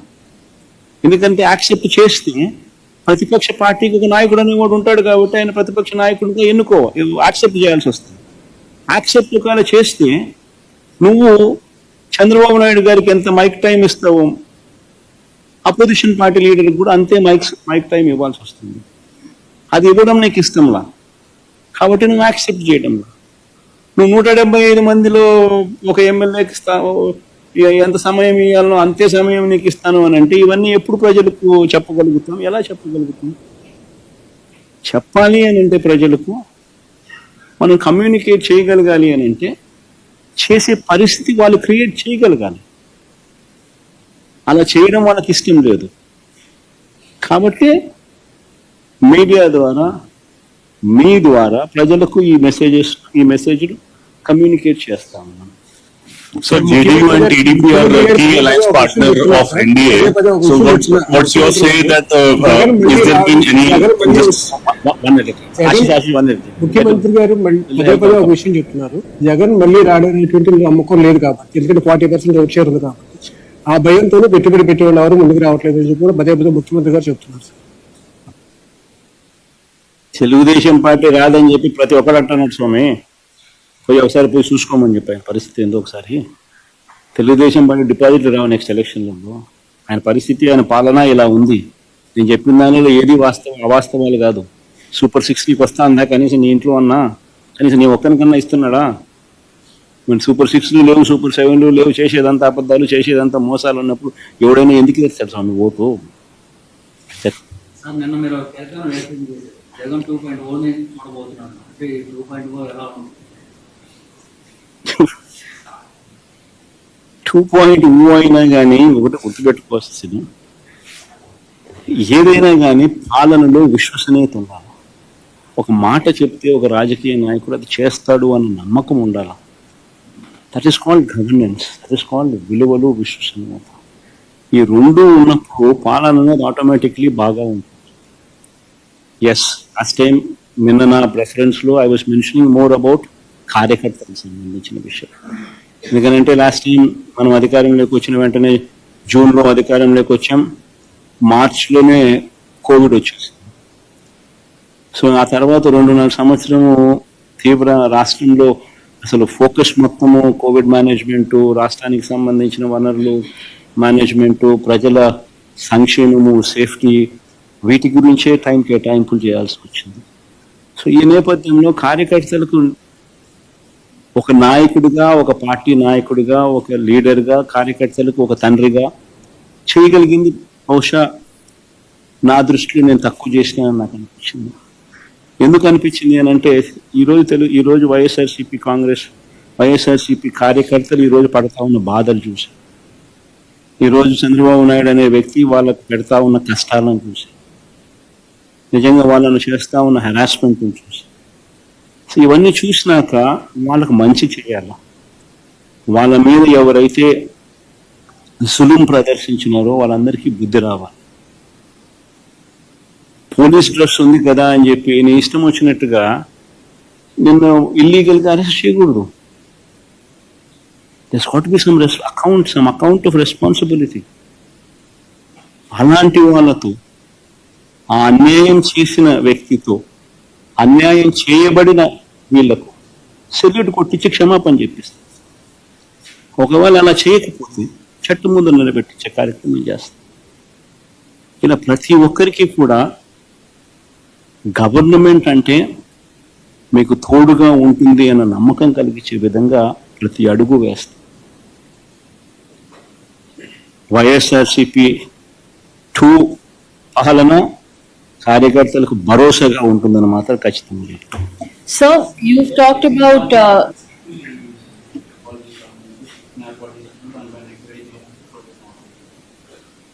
అసలు ఆశ్చర్యకరమించే విషయం, నేను నిన్న ఈనాడు పేపర్లో రాస్తే ఐటమ్ చూసిన నాకు నిజంగా ఆశ్చర్యం అనిపించింది. ఒక మనిషిని ఏ రకంగా ఇరికిచ్చాలని తాపత్రయపడతా ఉన్నాను. అసలు పెద్దారెడ్డి కొడుకు మిథున్ అది రాసింది, ఈనాడు రాసింది. పెద్దారెడ్డి కొడుకు మిథున్ అని చెప్పి రాసింది. సరే, మిథున్కి ఏం సంబంధం? ఆయన పార్లమెంట్, లోక్సభ ఫ్లోర్ లీడర్. వాళ్ళ ఆయన ఏ పోర్ట్ఫోలియో? మన ఆయనకి ఇక్కడికి ఏం సంబంధం? ఇష్టం వచ్చినట్టుగా ఇరికేయడం. అడగడం, ఇంకోటి కసిరెడ్డి రాజా, ఎవరో పేరు చెప్పి ఈనాడు రాసి ఎవడైనా ఆయనకు ఏం సంబంధం? మద్యానికి ఏం సంబంధం? అంటే ఎవడో ఒక ఆశీస్సు ఉండదు, పట్టుకోవడం రావడం, ఆశీస్సు ఇరికించడం, తీసుకోవడం, పెట్టడం, ఆశీష్ పేరు ఇంకోటి ఎవరితో చెప్పించడం, ఆశీష్ పేరుతో ఇంకొకరు రామచంద్రాడి పేరు, వెంకటరాముడి పేరు, సురేష్ పేరు చెప్పించడం. ఇది కేసుల్లో నిలబడతాయి ఎన్ని? అసలు ఎవడైనా కానీ డబ్బు ఎందుకు ఇస్తాడు? ఫస్ట్ ఫండమెంటల్ క్వశ్చన్ ఆలోచన చేయాల్సింది. అందరూ ఆలోచన చేయండి, డబ్బు ఎవడైనా ఎందుకు ఇస్తాడు? అయ్యే రేట్లే కదా చంద్రబాబు నాయుడు హయాంలో ఉన్నది, సేమ్ బేసిక్ రేట్లే కదా. ఇంకా మన హయాంలో బేసిక్ రేట్లకు సేమ్ పెట్టి ట్యాక్సులు పెంచినాం. బేసిక్ రేట్ అదే కదా చంద్రబాబు నాయుడుకి ఇచ్చిన వల్ల. ఈనాడు రాస్తాడా చంద్రబాబు నాయుడు తీసుకున్నాడని? చంద్రబాబు నాయుడుకి ఇచ్చినప్పుడు ఇంకొకరికి ఎందుకు ఇస్తారు? ఇంకా మన హయాంలో వాల్యూమ్స్ తగ్గినాయి, రేట్లు షాక్ కొట్టే విధంగా ట్యాక్సులు పెంచినాయి.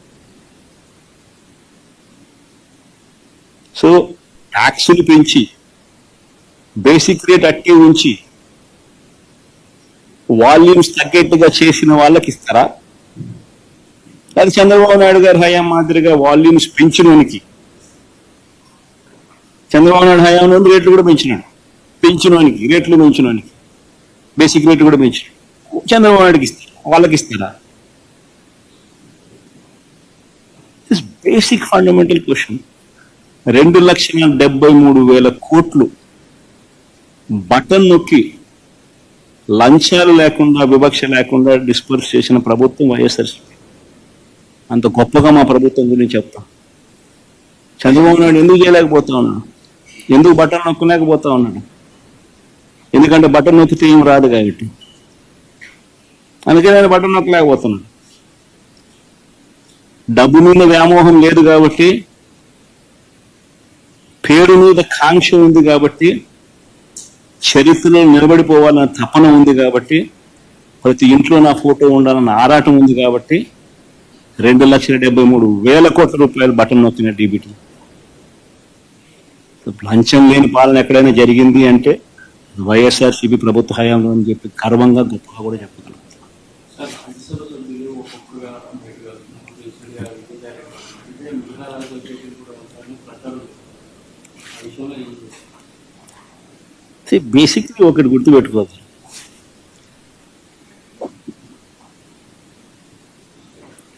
పదకొండు మంది మాకు రాజ్యసభ సభ్యులు ఉన్నారు.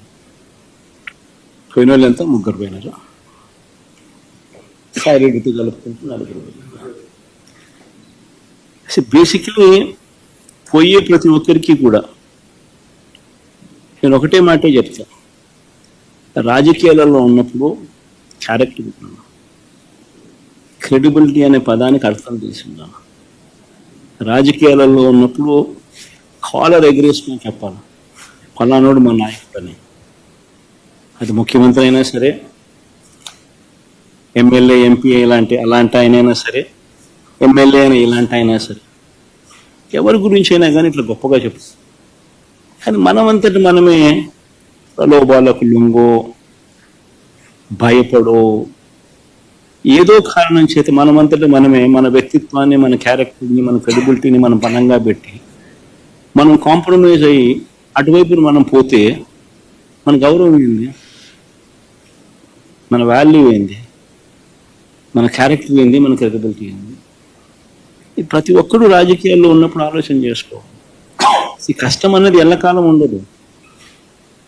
డెమోక్రసీ అంటేనే 5 years. మ్యాక్సిమం నీకున్న కష్టకాలం 5 years. 5 years if you can just hold on, then your time will come. One should always have the patience, always have the character and credibility within ourselves to stand up. అది సాయిరెడ్డికైనా అంతే, పోయిన 3 ఎంపీలకైనా అంతే. ఒకవేళ నువ్వు చెప్తా అన్నట్టు ఇంకా ఒకడో వారో ఇంకా పోయే కార్యక్రమం జరిగితే వాళ్ళకైనా ఇంతే. ఒకటి చెప్తా ఉన్నా, వైఎస్ఆర్సీపీ ఈరోజు ఉంది అని అంటే అది వీళ్ళందరి వల్ల లేదు. వైఎస్ఆర్సీపీ ఈరోజు ఉంది అని అంటే దేవుడి దయ, ప్రజల ఆశీస్సుల వల్ల వైఎస్ఆర్సీపీ ఈరోజు ఉంది. ఒక లీడర్గా మనం ప్రవర్తించే తీరు తలెత్తుకునే విధంగా ఉండేట్టుగా ఎప్పటికీ ఉంటే ప్రజలు ఎప్పుడూ ఆశీర్వదిస్తారు.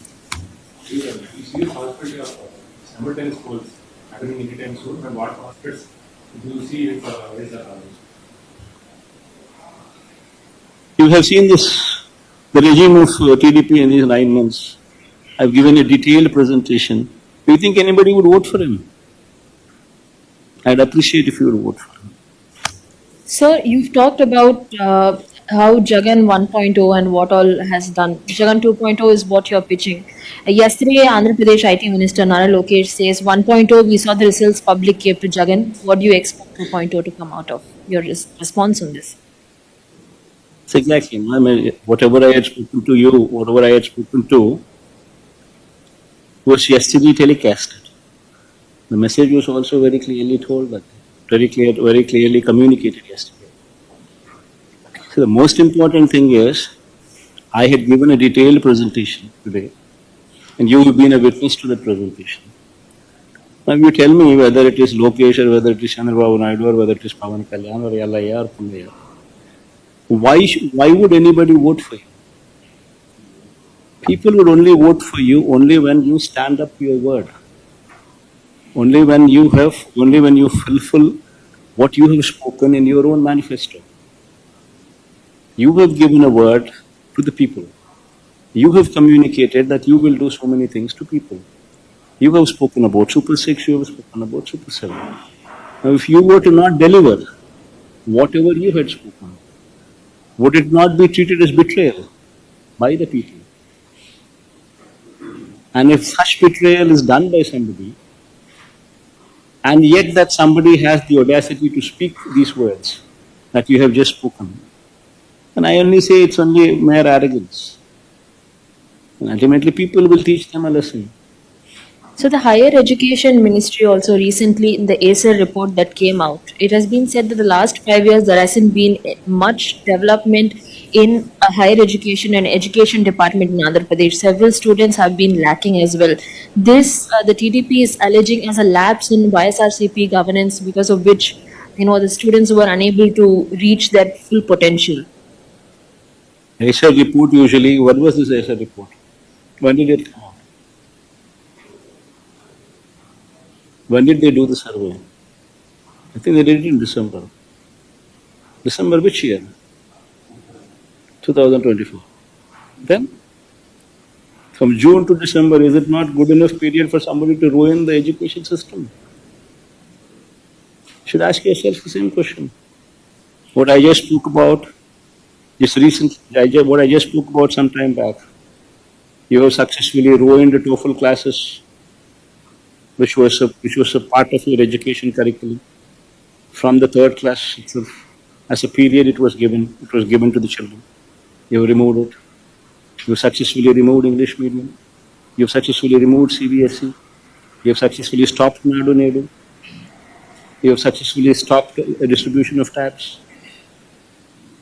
When you yourself successfully since June till now have successfully been doing all these things, and if somebody were to come to your classrooms in December, after successfully ruining everything what has been put forth on a platter, then obviously what would the outcome be?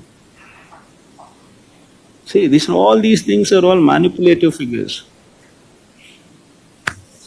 So BJP is making allegations that during your regime, central schemes funds were transferred to the welfare schemes which were on your name for your own promotion. What's your say on that?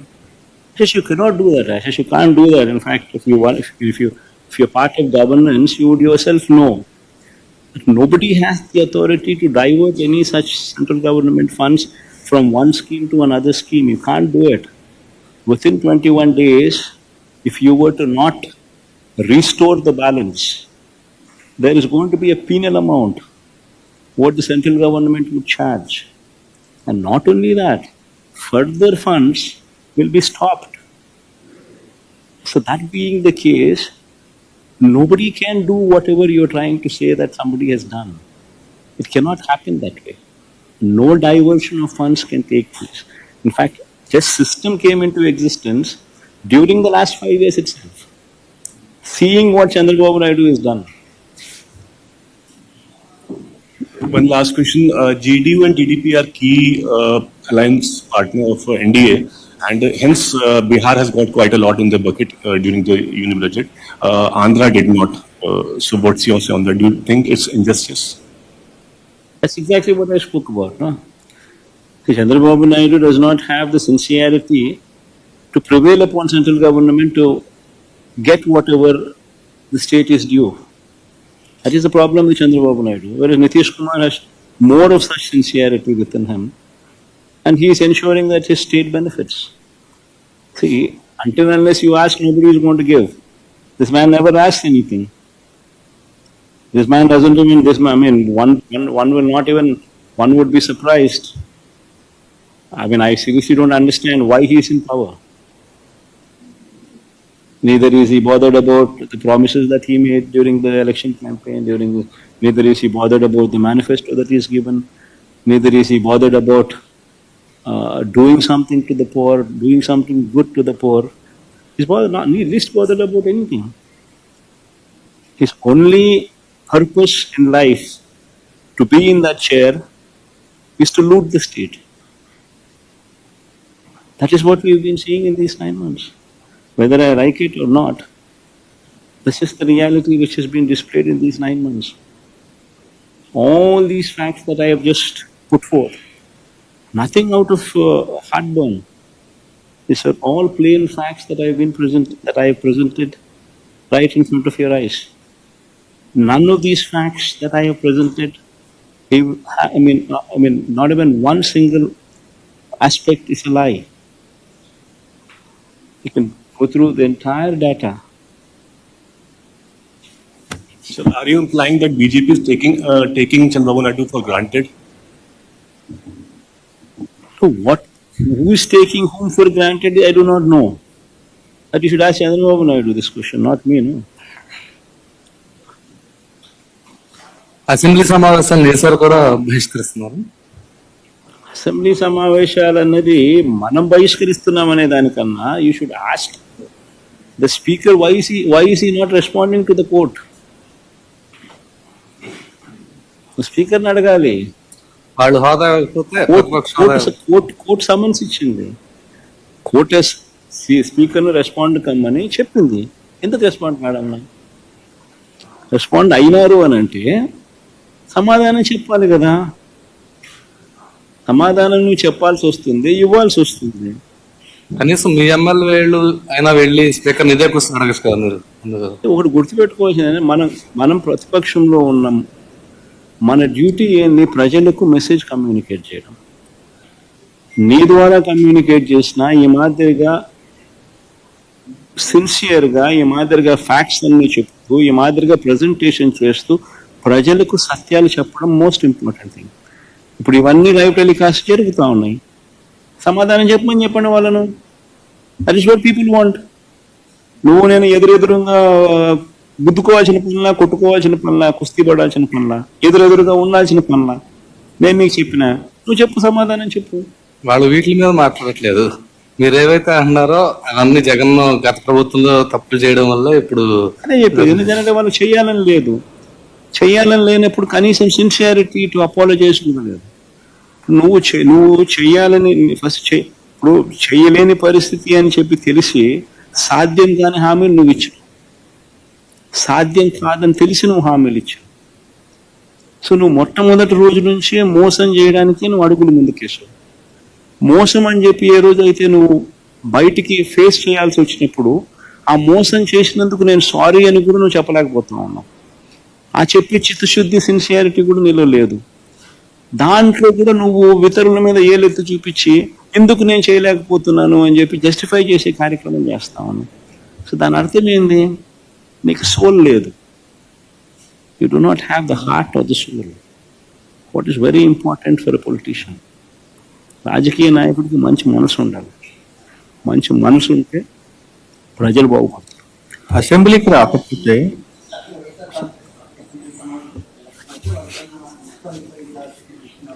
వాళ్ళు ఏమన్నా చేసుకుని నేను రెడీగానే ఉన్నా, బుద్ధి గురించి చేసుకోండి, ఏమైతే ఏం జరుగుతుంది. ఎవరు కాదంటే ఏమన్నా చేసుకోకుండా. Sir, one last question. TDD has identified 18 workers who have been working with TDD, and they are about to take action whether they can take VRS or can be transferred to government departments. What's your say? Non-Hindus, sir. See, I do not know the details of these topics, Ashish. Basically, I don't know which department, where they're working, where they've gotten these numbers, who those people are, which department are they working. See, TTD's got, even in Delhi, TTD has an university. TTD it's not just limited to one temple here. It has got multi-organizations, multi-institutions. So we do not know where they are working, which period, how they have been recruited. If somebody is put an exam, and if those exams during those days, God knows when, what position, and somebody is qualified, somebody is taken, an exam and then qualified and entered the post, he'll go to the court. So these kind of things, I mean, offhand, you should not be asking me, I should not be speaking of these things. Sir ప్రభుత్వ హామీల పైన మీరు చెప్పారు sir అలాంటి fail అంటే RT ఓవైపు assembly elect అయింది అంటే ఈ 5 years కాబట్టి మీరు నెక్స్ట్ యాక్షన్తో ఏమైనా ప్రజల్లోకి వెళ్ళే ఆలోచన చేస్తారు పార్టీ మీరు స్వయం అంటే కిందిస్థాయి కాకుండా మీరు ఈ ఆధ్వర్యంలో జరుగుతుంది బా, ఇవన్నీ part and parcel of any political journey. ఇవన్నీ జరుగుతాయి. ఇవన్నీ అవతల మనిషి చెప్పేటివి అబద్ధాలు మోసాలు అని చెప్పి ప్రూవ్ అయ్యే కొద్దీ ప్రజలకు తోడుగా ఉండే కార్యక్రమాలు ప్రతిపక్ష పార్టీగా మేము చేస్తూ పోతాం. సో న్యాచురలీ అది టైం గడిచే కొద్దీ ఇటువంటి యాక్టివిటీస్ అంతా ఎక్కువ అవుతాం.